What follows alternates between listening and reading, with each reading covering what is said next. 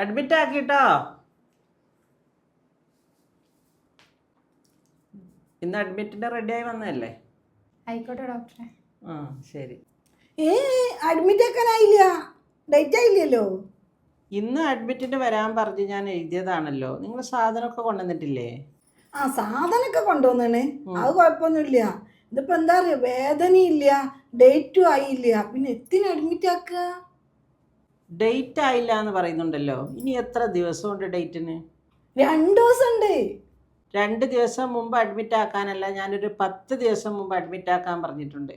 അവൾക്ക് വെള്ളത്തിൻ്റെ കുറവുണ്ട്, അറിയാലോ നിങ്ങൾക്ക്. ചെറിയ തോതിൽ വളർച്ച കുറവുണ്ട്. ഇപ്പം വയറ്റിലെ കുട്ടിക്ക് അനക്കക്കുറവുണ്ട്. ചോദിച്ചോക്ക്, അവൾ പറഞ്ഞില്ലേ നിങ്ങളോട്? അനക്കക്കുറവൊന്നുമില്ല. നിങ്ങളോളോട് ഇങ്ങനെ കുത്തി കുത്തി ചോദിച്ചിട്ടോളം അങ്ങനെ പറയാ. അല്ലെങ്കിൽ ഇപ്പൊ ലാസ്റ്റിൽ ഇങ്ങനെ വല്ലാതെ അനങ്ങോ കുട്ടി, അടി ഇങ്ങനെ കൂടല്ലേ.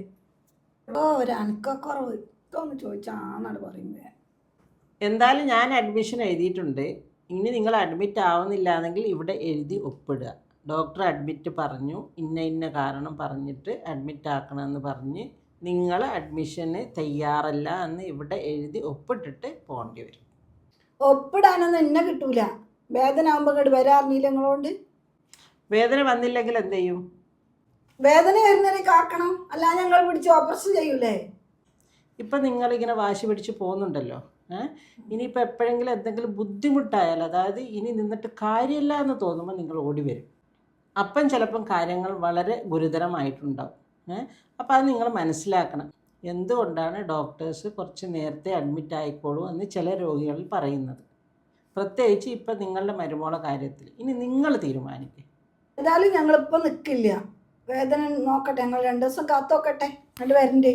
ഇവിടെ അടുത്ത് തന്നെയല്ലേ വരാം. ബാ നീ ചോളെ. അല്ല ഡോക്ടറെ, ഞങ്ങൾ എപ്പോഴാണ് വരണ്ടേ?